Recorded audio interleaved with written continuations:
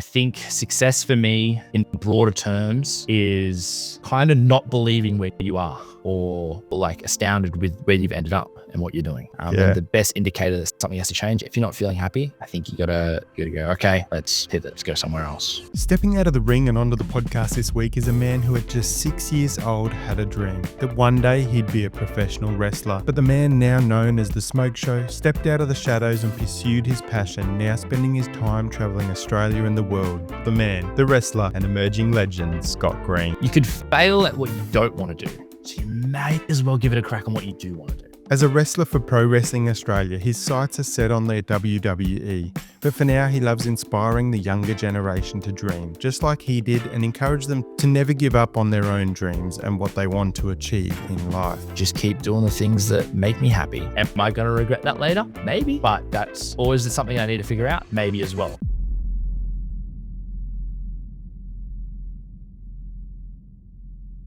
Scott, welcome to Share. Hey Steve, mate, how are you going? Good. Looking forward to a cool conversation with you today. Yes, I've never done something like this before, so this is gonna be fun. Oh, I'm your first. Yeah, pretty well. I've done a few like wrestling based podcasts, but never one more broader than that. So this is cool. I think I'm going to prefer this actually. Yeah, cool. And when I was talking to Nikki, she was like, "Oh, I think it'll be good to kind of dive in a little bit deeper to your story and really kind of help others know more about wrestling, which we'll get into, but also, you growing up, what you wanted to do, what you felt compelled to kind of do, and the expectations around that as well. And I think a lot of people will draw some great insights and reflections from that might be helping some young, kind of aspiring people that are moving up and have got ideas of where they want to go in life and where they're kind of being pushed to go and how they can kind of, weather those storms. Yeah, 1,000%. And I actually think my story is attuned to that. I think that, I'm from actually the far west New South Wales, like outback, little place called Cobar, like 2,000 people. And so when you're out there, it's a mining town. So you do two things: you either leave or you go into the mining. I left. I left for university because I just thought this isn't going to be me, And also, as a young fella, as a 6-year-old kid, I just became obsessed with professional wrestling. And shocker, there's no professional wrestling in Cobar. In fact, there's very small amounts of professional wrestling all over the country, but I found a little spot in Newcastle, a little school that I could go to. And, my parents said, well, first of all, I didn't tell my parents what I was actually doing. I told them I was just going to Newcastle to go to university and study a bachelor in psychological science, which I did do, but I was also doing wrestling on the side, I was also, and in all honesty, I can look back now, wrestling was the main focus. And my parents didn't find out for many years. No one from my part, I was living a double life. I was doing the Hannah Montana throughout university of no one outside of wrestling knew that I was doing this weird little side hustle thing. But, I decided kind of in my third year of university that I don't actually want to do anything other than wrestling. The thing I found out that I wanted to do when I was 6 years old is the thing that I actually want to do with my life. So I dropped out of university and pursued wrestling full time. I moved to Sydney, which I am in now. And I'm chasing it with everything I got. Everyone knows now. My family knows. They're not stoked about the idea, but at some point you just kind of make your own decision on what you want to do, and you just got to. I've made the bed, time to lay in it, type of thing. Yeah, perfect. I was obviously doing some research on you, Scott, and watching some of the videos and watching some of your highlight reels. So I'm glad we're recording this remotely and not in person, because I might, you might do me a couple of throws or something like that, if I ask the wrong questions. No. I'm very particular with the people that I do that to, and you seem like an all right bloke. So I know. Right. I know. So you kind of dived into a bit of your story there. Talk to me about So you were 6 years old, and what was the first thing that came to you from a wrestling perspective? What kind of caught your eye? So my older brother, I still remember the house has been renovated at the time, and so there's like all the paint things everywhere. And I sat down on like a paint can. My brother was like, "Come here." Like, yeah, it's John Cena, and Shawn Michaels on Monday Night Raw. And I just like, I was watching, and I was like, what is this? And my brother goes, well, it's as soon as straight away when I was 6 years old, he goes, it's fake. And I went, oh, yeah, but that's mad. Like, look at that, it's sick. And just from then on, I've just been obsessed with it. To pin down like what I really like about wrestling, I think it is the interaction and the give and take between audience and performer.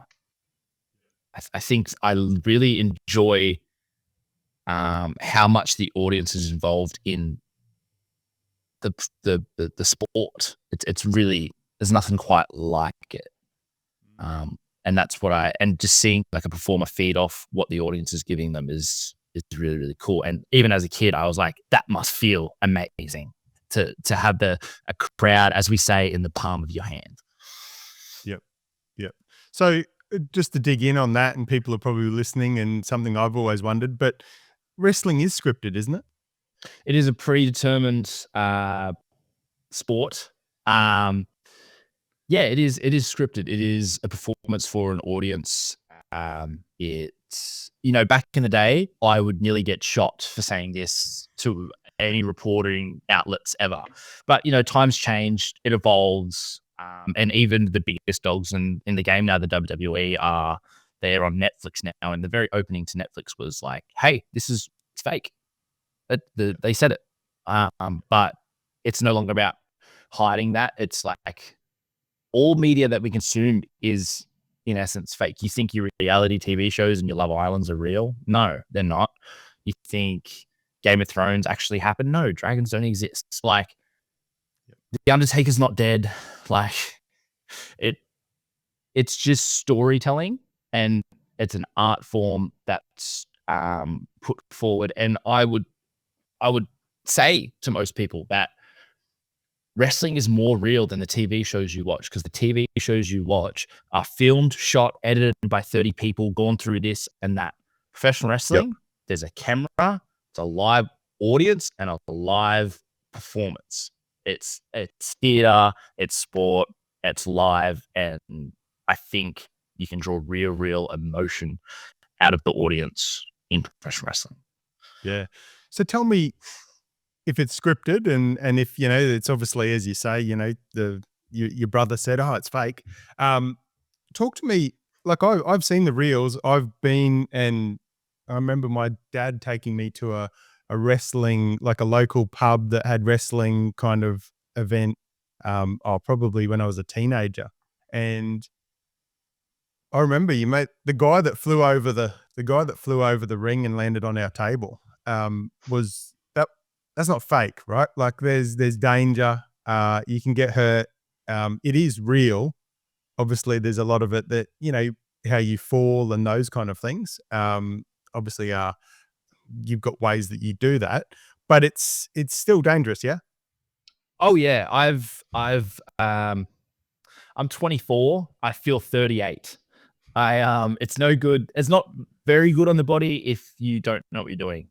And it's all about looking after yourself and learning how to, what we call bump or break fall, which is essentially what stuntmen learn to do in movies and stuff. And it's all about protecting your neck, landing in the safest way possible. That doesn't mean that's not going to hurt. Things hurt a lot, but it's about making sure you don't land in awkward spots, making sure your head is safe. This is the big one. Make sure you don't bumping your head. And yeah, but like there's just things you can't fake, man. Like getting a chop, which is Ric Flair was very, very famous for these chops. You just throw your hand across their chest and go, woo. That just stings. It's like slapping someone square in the chest. A slap across the face, usually just a slap across the face. And then people think there's trampolines and stuff in the ring. No, man. I put the ring together more times than I've wrestled in the ring. Yeah. metal, wood, mat, go for your life. Yep. But, in Australia, especially in Sydney, in PWA, which I'm primarily based, and that's where I train at the academy, we have the best trainers in the world. And it might sound like we're up ourselves and doing that, but like, you just look at the track record of people that we produced and the product that we produce. Pro Wrestling Australia and the Pro Wrestling Academy, we learn safely how to look after ourselves, how to look after each other, and put on the best performances while still it hurts, but it's safe. Yep. And like reality TV, right? I look at wrestling and the personalities and the masks that you put on in the ring is a bit like reality TV, right? The most popular people that really are out there and are known are the ones that have got the personalities that show it and really kind of play up to it, right? So whether it's reality TV or in the ring, that persona that comes through is what really strikes people. 1,000%. And there's a bit of a saying amongst us, I don't know how popular it is, but we always say anyone can learn how to wrestle. Not everyone can learn how to present themselves as a larger than life character. And that's something that I think I definitely I definitely struggle with, or I get in my head about. My character, for example, is Scott Green, who's a very chill, relaxed guy, smiley, loves to have a good time, is just a very light-hearted character. But deeper than that, he's a high chaser. He chases the high of professional wrestling, addicted to it. I love wrestling. And that's a little bit more real. And when you love something like that and you chase the high of something like that, I think part of the character that you don't see is I get very much in my head. And the further I get into my head, the less I can present myself as a larger than life character. Yeah. Because Hulk Hogan was never in his head. Ric Flair was never in his head. They went out and they knew exactly what they needed to present. And that's why they're the best at doing so. So I think the better you are at presenting yourself as a larger than life character is a pretty good reflection on where you are outside of the ring, which is very interesting. It's something that I think about quite often. But yes, presenting a character is, I think, more important than the actual act of wrestling. Yep. So talk to me about the process that you go from, you walk in to a facility, into the stadium, and you're about to jump into the ring. You walk in as Scott Green. You kind of jump in as the smoke show, right? Like what's that process that you go through mentally? So everyone's different. More recently, I've been listening to music and tuning out and not thinking about it. And I think that's been the best for me thus far. I think when I'm thinking about it too much, I'm like, this is going to be perfect. I've got to do this. And when I get there, I'm going to do this. When I don't leave myself room to just have a little bit of fun, I think I feel less good about my performance. I think I go out there with a little bit more stress. And I don't think I present myself as the character that I wish to present. Yep. When I'm listening to my music, my headphones are in, I'm bopping back and forth backstage, I'm dabbing people off, I'm having a laugh.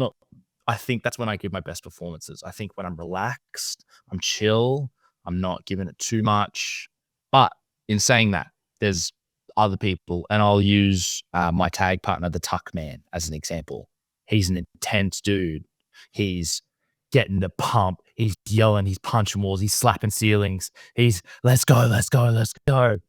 And hey man, he is such a good talent and so good. Maybe the best at presenting himself when he gets out there. So everyone has their own process. I think I'm still trying to figure out mine. I think it's changed over the years as I've changed as a performer and a person. But I think it's just like figuring it out, seeing what feels right, and then just keep doing. Actually, Jessica Troy, who's the PWA heavyweight champion, her thing, she does this. She just slaps herself all over. Slaps every bit of skin that she can find. Just slap for like 20 minutes and then numbs out. Yeah, everyone's got their own little thing to get into character, get into that groove. Yeah, okay. Awesome. So talk to me about, you went from Cobar, you went over obviously on the side doing the academy, and obviously learning wrestling. What are some of the things that you you didn't know about wrestling until you got there and started really actively kind of training it? That it hurts so much. Like, you don't think it's gonna hurt, and then you take your first bumps and it hurts so much. When you get taken out of your elbows hurt. The ropes, they look bouncy, don't they? They're not. They're like wire and cable. And when you first start running the ropes, you get these mad. I had a girlfriend at the time when I was learning wrestling, and I was going to training, and I'd be running the ropes, and I'd come back home, and she'd, laying in bed, she looks at my back and goes, "What are these bruises on your back?" I'm like, "From running the ropes." And she goes, "No, it's not. The ropes are like, they're ropes. They wouldn't do this." So I'm getting accused of things due to my wrestling training. Like, everything on the ring hurts. That was one thing. Then there's a lot of different little quirky bits of culture embedded into professional wrestling. One big thing that I just love so much is something that I call handshake culture. And handshake culture is akin to what chimpanzees do in the jungle. Chimpanzees, their social dynamics are made through grooming. You can see who's friends with chimpanzees by who they groom and who's the top dogs and all that. And in professional wrestling, at any event ever, pretty much all over the world-ish, definitely all over Australia, when you enter into a venue, you go around to every single person at that venue and you shake their hand and say, "Hey, how you going?" If you don't know them, you introduce yourself. If you know that, it doesn't matter. You may not like them. You're not going to like everyone that you work with, but it doesn't matter. You have to go around to everyone and shake their hand. And you can really tell who likes each other, what the circles are, who's all that. And like, if you don't go around and shake everyone's hand, people will notice. It'll be a thing. They'll know. Yep. That's something that I find really fun. Yeah. I love talking about that one. I think it's great because at the end of the day, I've rocked up to venues to wrestle people that I've never met before. So immediately, if you go up and say, "Hey, how you going? So and so," just that awkwardness is eliminated, and everyone's on a first name basis at the very least. Yeah. When you started training and started learning it more deeply, was there a moment where you kind of got thrown or you kind of got, hit or something like that, and you were like, "Oh, this is reality"? I think that still happens. I think you'll cop a head knock. I think you'll have a match that's not so good and get back and feel really terrible about it. I think there's a lot of things in wrestling that humbles you and brings you back down to earth. And I've done this. This has happened to me. I wrestled in AIS Arena in Canberra in front of 2,500 people, in front of my friends and family, won some tag team belts, beating guys that I really, really respect. And the next night, I was in RSL club in Sydney in front of 20, and it was terrible. It was so bad. Wrestling brings you back down to earth. It's like a really stringent rule. And another thing is ring crew. The show doesn't get set up by itself. The wrestlers set up the show. So you may be the GOAT signing autographs, dabbing up fans, taking photos, making money on the merch table. But guess what? When you finish doing that, get on the ring crew, brother. Carry the boards down to the truck and pack it all up. So no one can get too big-headed for too long. Yep. And I think, yeah, the bumps suck and kind of like, oh, okay, this is real, but more so the actual real side of it when everyone goes home and you're still at the venue packing everything up. I think that's the times when you kind of think to yourself like, oh, this is real. Like, yeah. So going from, kind of a bit of a part-time hobby, I suppose, into now it's what you do, right? It's life for Scott Green. It's life for the Smoke Show. Talk to me about, has there been a moment, or there might have been a couple of moments where you just go, "This is why I do what I do"? That's a great question. Yeah, there's two notable times that happen pretty consistently. First one is when your entrance music hits and you walk out of the stage into a packed room and they're just there for you. And they're up on their seats, they're going crazy. And you look out and go, I'm getting, I don't know if you can tell. Goosebumps. Goosebumps. I'm actually getting goosebumps from it. Oh, love that. Yeah, because you're so nervous and jacked up and and then you just hit the curtain and it's just like this euphoric release and you're out there in front of everyone. You're like, wow, this is it. This is why I do it. And the next one is a little more sentimental, maybe a little bit more personal. It's like after a show when a little kid comes up, maybe wearing your shirt or like something with you to sign, and they're just the sweetest little kid. And they're like, hey, you are my favorite. Can you please sign this? And it's like, I'm a kid from like Cobar. I go to a job every day. Like it makes you feel really special and it makes you feel like you're actually having an impact on maybe someone or something, or you've made their day. You don't know what their life is, and makes you feel nice that you've been able to do that for somebody. And that's the real like, wow, okay, that's nice. That's why I do it. That's awesome. So talk to me, obviously there were people in your life that doubted your decision to be a pro wrestler. Talk to me, how did you deal with that skepticism? Well, at first I didn't tell anyone. But now but when you were a kid, Scott, you had a time where I'm going to be a pro wrestler, right? Like surely when you were growing up, there would have been times when you were like, I don't think I did. No? I actually kept my watching and being a fan of pro wrestling from anyone. I didn't tell any of my friends that I was. Maybe late high school, I told one or two people, but I didn't tell anyone that I was a fan of pro wrestling. I was a closeted pro wrestling fan because it was there's definitely a stigma behind pro wrestling on like it's fake and stupid and this and Hulk Hogan and blah. But so I didn't deal with it when I was younger, mostly because of that skepticism. I didn't know how to handle that or deal with that. But I feel like as I've stepped into professional wrestling, I've also stepped more into adulthood in my life and figuring out the person that you are. And the person I figured out I am is someone who I don't have time to care about people who those that mind don't matter and those that matter don't mind. If it's really that difficult to do, I don't have time for you. I'm sorry. Like, but my friends, all my childhood friends have all really come around to it, which is mad. They send me every wrestling video that comes across their feed. And, they come to shows and stuff. I think my parents still coming around to it. Yep. I think they still don't totally understand what I'm trying to do with it. And fair enough. They're blue collar country folk who had to work for the house and the kids and all that, and I've really had to like climb the economic ladder, so to speak. And it comes from a place of love of like, hey, are you gonna like start saving up to get a house? Where's the girlfriend? Where's the wife? And that's fine. I understand. It comes from a place of love that they're kind of suggesting all these things. But I think in dealing with the skepticism, you kind of just gotta like say fuck it.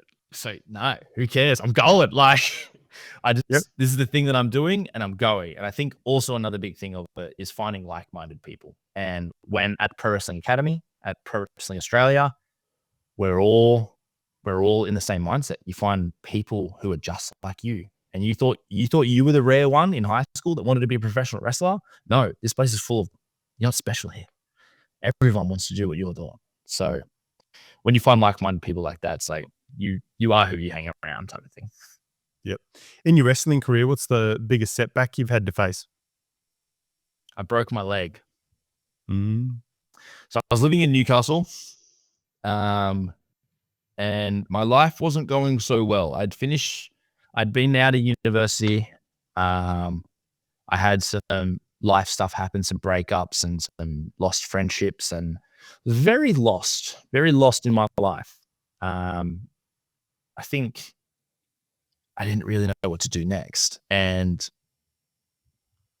I remember strolling around late night at this nightclub, drunk and not knowing what I'm doing. I open my phone and there's these tweets from these prolific Australian wrestlers, essentially saying like, if you want to do wrestling, you need to be in Sydney.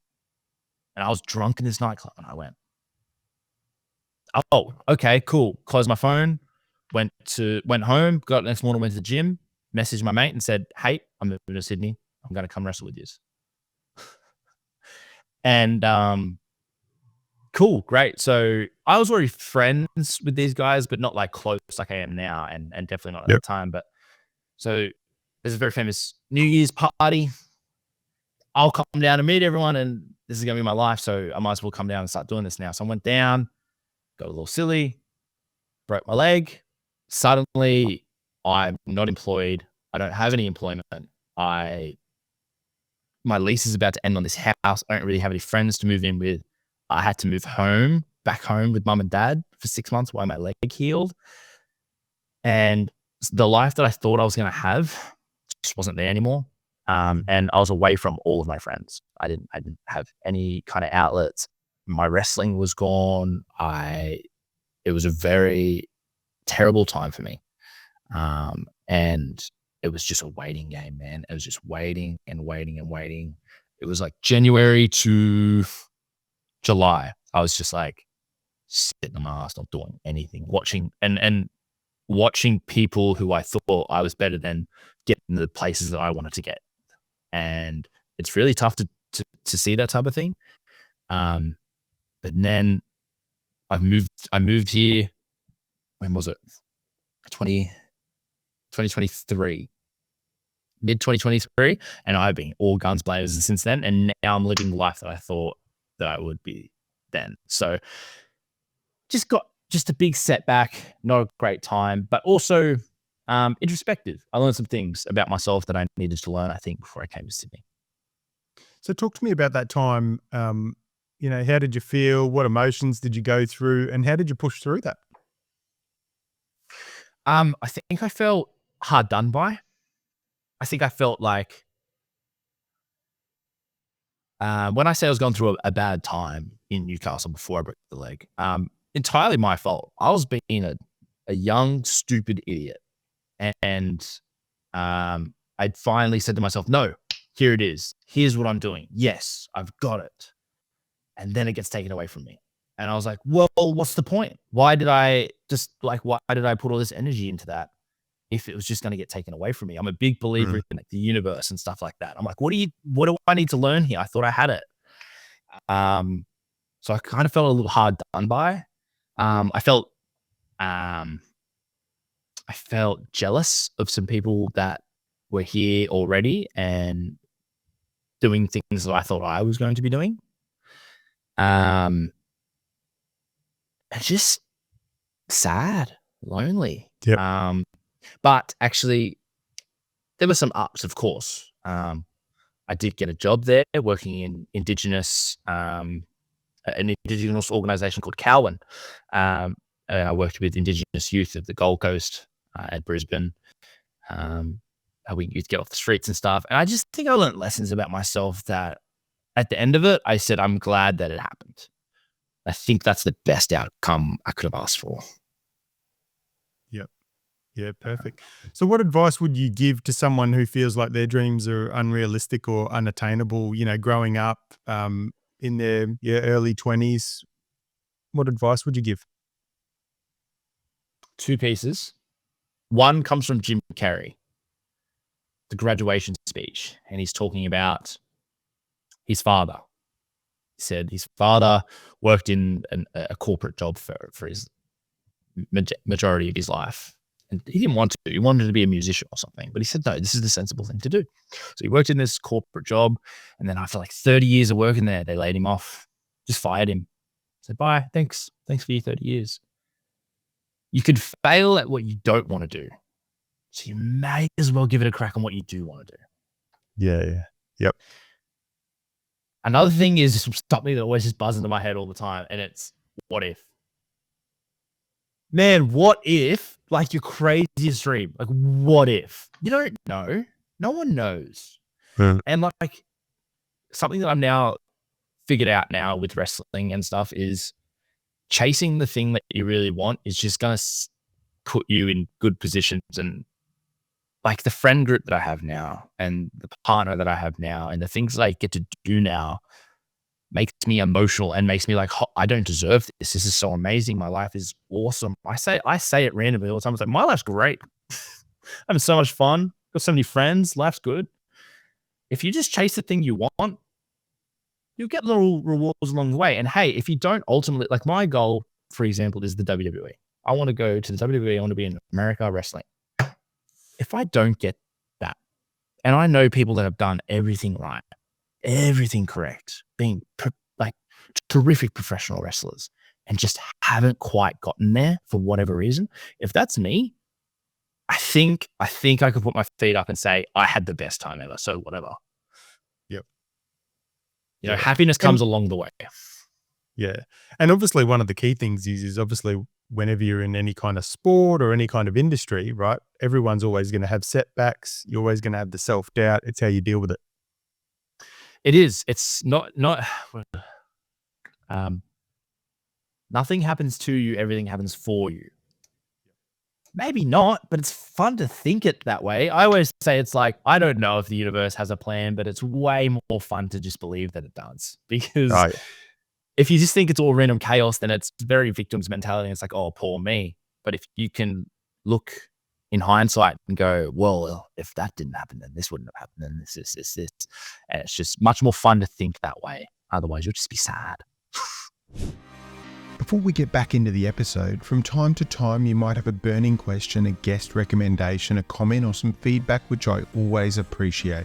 If so, I'd love to continue the conversation after this episode, so let's connect. I'm easy to find, but the best place to engage and connect is on Instagram, @TheSteveHodgson. But that's enough from me. Let's get back into the episode. Yeah.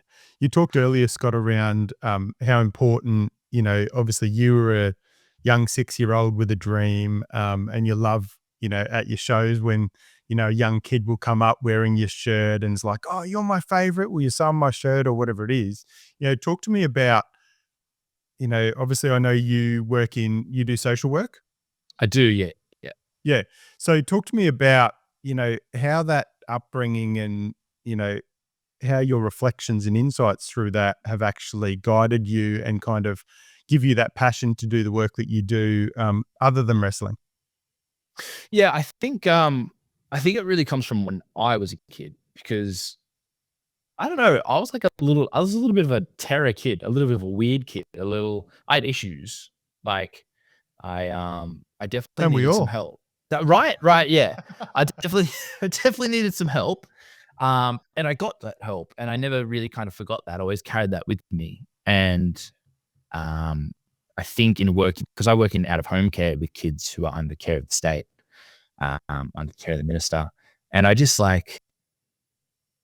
very much enjoy helping them out because they're not going to show you gratitude like a normal kid would because they're not going to trust it. That's just who they are. But it's just like, there's something fulfilling about watching them progress in their life and something that kind of heals my inner child in trying to help these youth and these young people. And I just think it's so important to kind of look after the next generation. I think these kids did not ask for this, man. I had a pretty great upbringing. I had 2 lovely parents who are still together to this day. I had an older brother, younger sister, nice family dynamic, nice big family. I'm so fortunate in what I had growing up. And these kids, and I still think I had it rough. You know, these kids, forget about it. Like they have it so rough, and I just feel so bad. I bad for them, isn't it? Like, and to maybe make a difference in one of these kids' lives, to put them on a different track, maybe on the road less traveled, especially in the sector that I work in. That's a really fulfilling venture and something that I really hope I can look back on in 10 years and have I think I really hope this kid's life out. Yeah. So when you're working, you know, obviously with the high risk youth and those that are, you know, coming from troubled homes or, you know, obviously they're under the care of the state. Talk to me about what life lessons from wrestling do you bring into that space to help them? It's not possible. Not possible? It's not impossible. A lot of these kids just, you can tell, they won't say it, but you can tell that they think their life story. If you ask them, where do you see yourself in 10 years? They'll say jail or dead. A lot of them will say jail or dead. And it's so sad to hear that. And it's just kind of like, no, it's not set in stone. You can do, I was supposed to be a miner. I was supposed to work on the drills until I was 80. You know what I mean? Like, it's just because you think there's a path for you, it doesn't mean it has to be your path. Another thing is, you are who you hang around. I'm a fortune teller, man. I'll tell you your future. Show me the people you hang around. And yeah, the importance of a really good inner circle. And hard work. It's not gonna be easy, man. No. Life's not that easy, especially for these kids in care who have not had a good start or a head start at all in life. Nothing's been given to them at all. It's not easy. You need to be resilient. You need to be tough. You can't just give up when the first thing happens to you. Like, you need to push through adversity and learn how to cope with adversity. But yeah, it is difficult. And also, who am I to say? I don't know. I can't comprehend these kids' experience. I can only comment what I believe on these kids' experience. I can't get in their head. And as I said, great upbringing, very fortunate. Yeah. Now you're a proud, is it Wiradjuri man? Wiradjuri, yes. Okay, Wiradjuri man. Yes. Talk to me about how your heritage has influenced your journey. So, man, I've been thinking about this a lot lately, actually, because I think as a kid and a young teen, much like wrestling, I kind of kept it away a little bit. It wasn't, because of the color of my skin, I didn't feel connected to my heritage. And if I made comments about my heritage, the first thing people would say, well, you don't look like that. Then when I moved up to Gold Coast, this is one of those life lessons that never would have happened if I didn't move up there and break the leg and have to go up. I was working with this Indigenous organization, and the head manager there, amazing lady, has done some amazing work on the Gold Coast and beyond. I was talking to her all about this. I was like, yeah, I'm Indigenous, but I just don't feel. And she said to me, it doesn't matter how much milk you put in the coffee, it's still coffee. And I went, yeah. And she goes, we don't care about the color of your skin. We care about the experience that you can carry, the knowledge that you can carry. And I was like, wow. And that just kind of changed my opinions on my Indigenous heritage, and now has carried me forward to be much prouder. I learned the didgeridoo for fun. I've had much more connection to culture. I've learned a lot more about my culture. I think I now say I would never put down on like a report or something, I'm a Wiradjuri man. And now I'm very proud of it, because I know, getting deep, it's like the White Australia policy was attempted genocide in Australia. If I stay quiet and many more like me stay quiet about our heritage, it's successful genocide. And we can't let that happen. It's the oldest living culture in the world. It is a part of Australia's history, a part of my history, and we need to keep it alive. And the youth, young people like me, no matter how maybe we felt as kids about it, we need to push forward, push through our personal bullshit, because it's bigger than our personal bullshit. Yeah.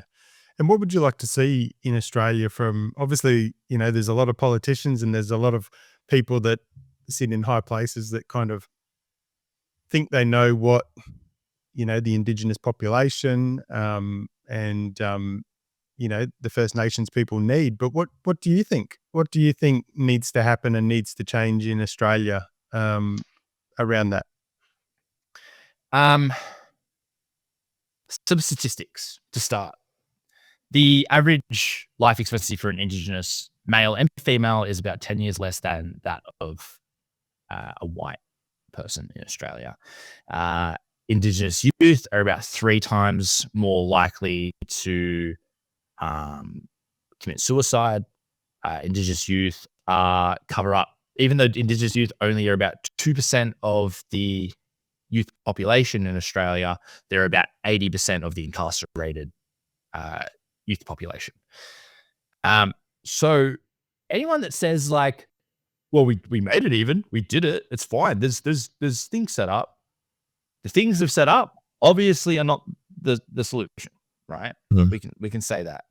I don't think the nitty gritties of the change the date, for example, I don't think that's the answer either. I think the answer lies in, I think it would have lied in the referendum that came out a couple of years ago in having an Indigenous advocate in Parliament. One that can't make policy or law, obviously. I think that would be too much. But one that advocates for the Indigenous peoples in Parliament, speaks and has a voice. I said it during that time. What was it called? The voice referendum. I said, voice or no voice, we will still speak. And I think keeping the open line of communication is going to be the solution to the problems that we are facing in Australia. I obviously don't speak for everyone. My opinions on it are pretty broad. I'm a young kid and I don't really know the complexities of these social concepts. But I do think that as soon as communication stops, as soon as we stop talking about the issues, I think that's when real trouble arises, when we're distracted with other things. I think from my point of view, going into the voice and going into that referendum was that I think the government tried to do too much and asked too much of it. And it actually made, like, by it being voted down and not getting up, it made it out like in Australia we're racist and, you know, people don't support First Nations people and the Indigenous culture. But that's not the fact, right? Because if the question was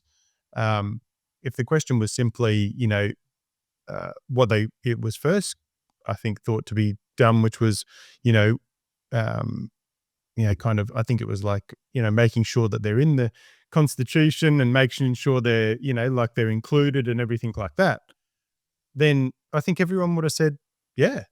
But they tried to complicate it, and then obviously the media jumped onto that, and then it just went to the shit. Sadly. I think that's exactly it. I think the misinformation around the referendum at the time was rife. There was so much, to the point where I talked to my social media. I had friends asking me, they're like, what is it? What's going on? Because there was this rumor that Indigenous people would just be able to take back their land at any point. They could just take back entire states of houses and be like, I was like, it's ridiculous. Think about that. There's no way that would have happened. Yeah. But the media did a very good job of kind of confusing the Australian population on that. And it is sad to hear some people that I held dear voting no on that referendum. In saying that, there was a lot of Indigenous people that didn't want it either, because the Constitution in itself is a racist document. And why would the Indigenous peoples want to be a part of a document that originally had them not labeled as a human being? So there is two sides of the coin and two sides of the story. I think that we need to keep talking about the issues and not just thinking that everything's fixed and everything's dandy. And I hope that in the next 5 to 10 years, there are more referendums, more things, more inclusive documents that are for the Indigenous peoples of Australia. I've got some friends that are in some Indigenous communities, and I had this conversation, or I had conversations with them, and it was interesting because, some of the people that get in the media and say, oh, we need more funding, and people in the Indigenous communities that I've spoken to say, the funding will just more funding is not going to help, right? Like there is a lot of funding already, but the funding, more money into the communities, just doesn't go into the right places. Yeah, and that's kind of what I was saying with like people believing that that's the fixer, and it's not. It's much more complex than that. I think it has to involve I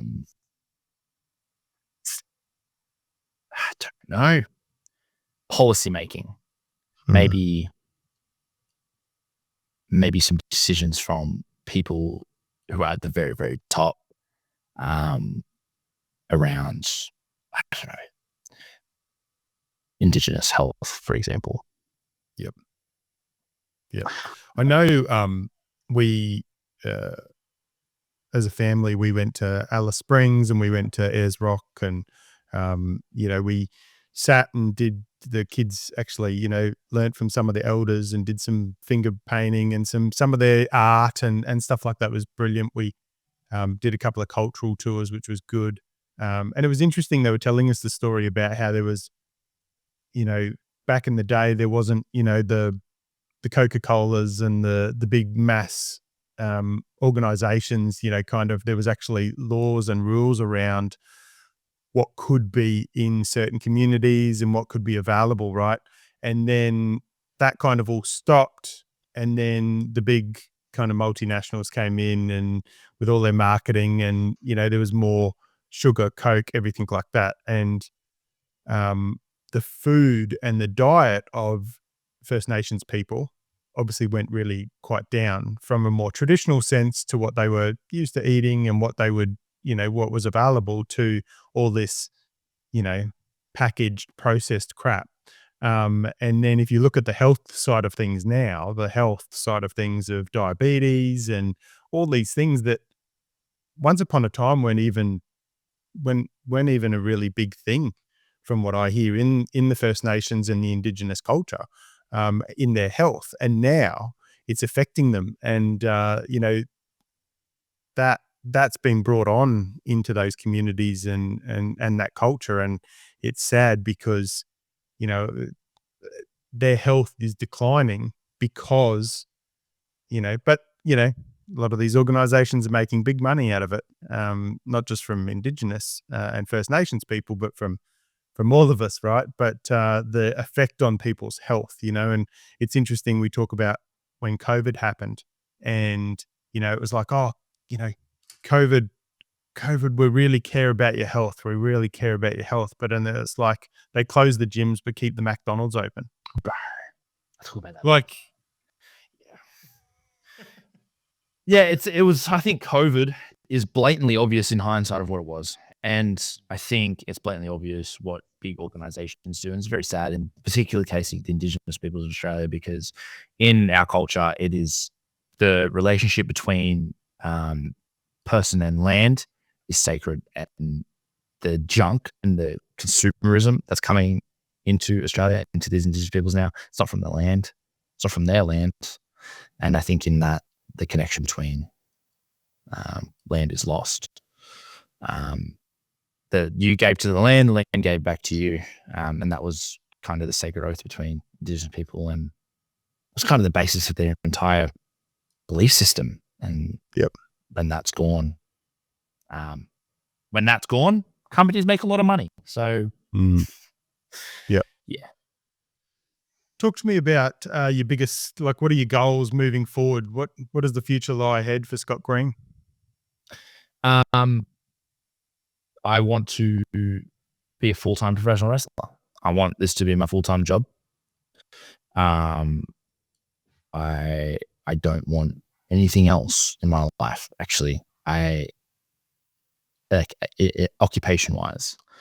And I also just believe that the avenues that will open up for me, as maybe a person of influence, would be very beneficial for the goals that I have much later in life, which is to provide funds and support into avenues that I think would be beneficial, especially for Indigenous Australians. I think more broadly now that I've been working with youth in Australia, because it's not getting any better. It's getting a lot worse, actually, the youth crime. You're up in Brisbane, Gold Coast. Yeah, that's where you're based.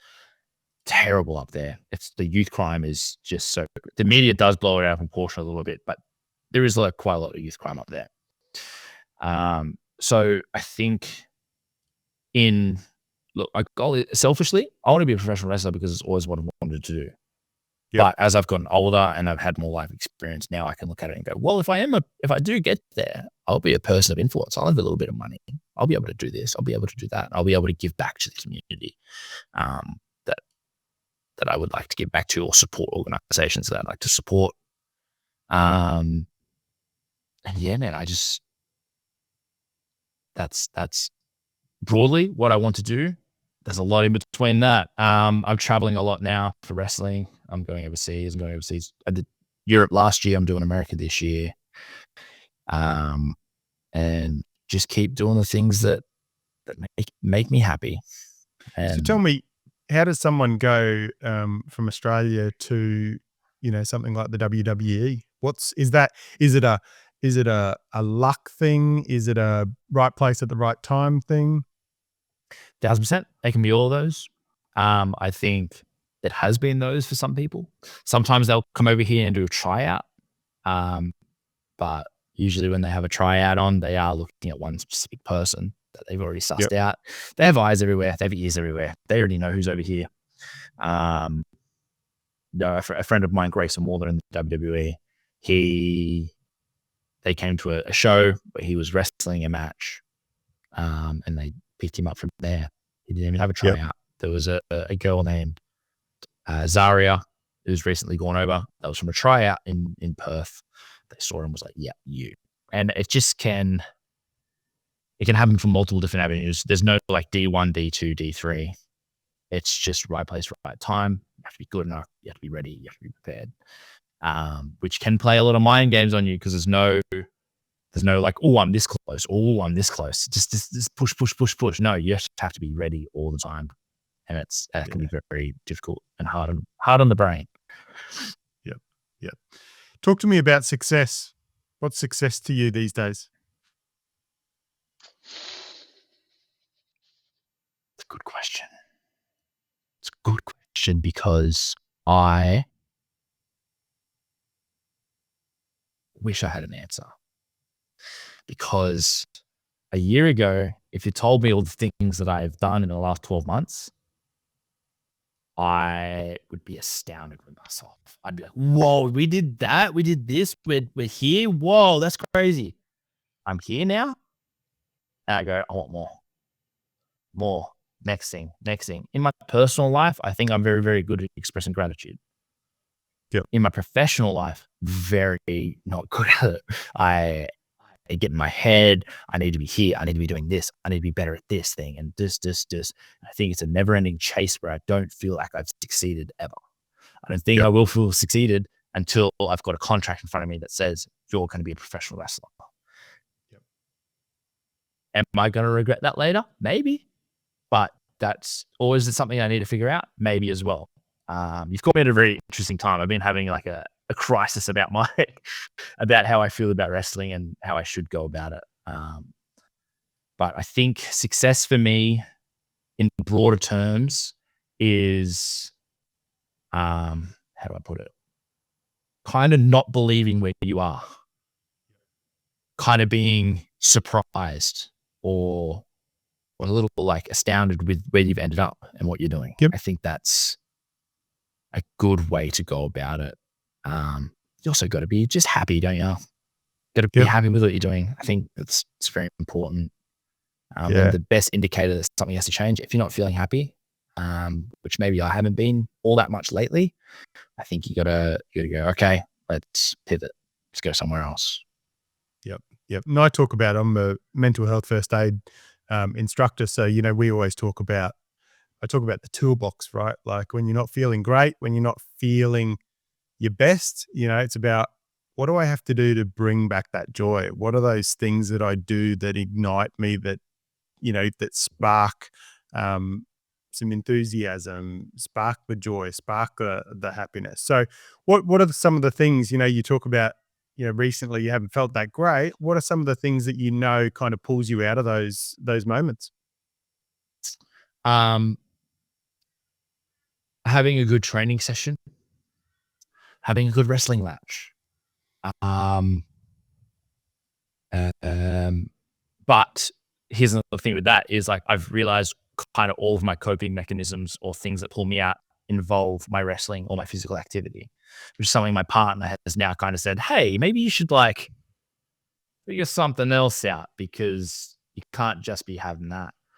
So more recently, I've been getting back into my journaling, which I was very big on. I love journaling. You're preaching to the converted there. I actually broke it out last night. I was like, okay, it's time. Let's go. A bit of journaling. I love reading some autobiographies. Let's get some other people's opinions. What do you guys think? Gets my brain moving. I'm like, oh, they think this. That's cool. And then, mate, I'm so busy all the time. I'm go, go, go. I'm gym. I'm training. I'm wrestling every single weekend. I'm working throughout the week. I'm go, go, go. If I can lay down in bed, put on some Netflix, cat here, girlfriend here, pretty lights on, nice little hot chocolate. I'm not very good at winding down.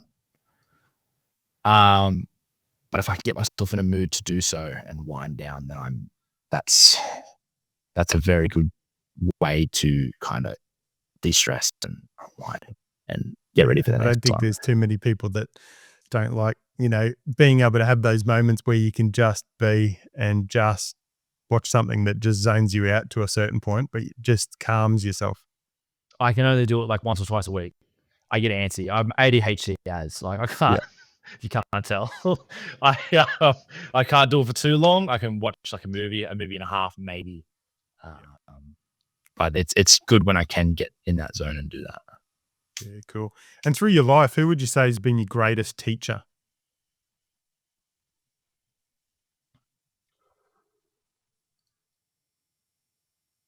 My greatest teacher? Probably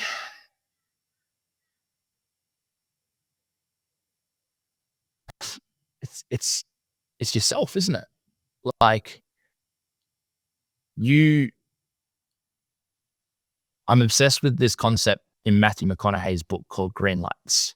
I love it. Love the book. Awesome. Did you listen to the audiobook or read it? I've listened to it 3 times. I've read it 3 times. I've got it highlighted in 2 different versions. I'm all over it. It's a great book. So the concept of...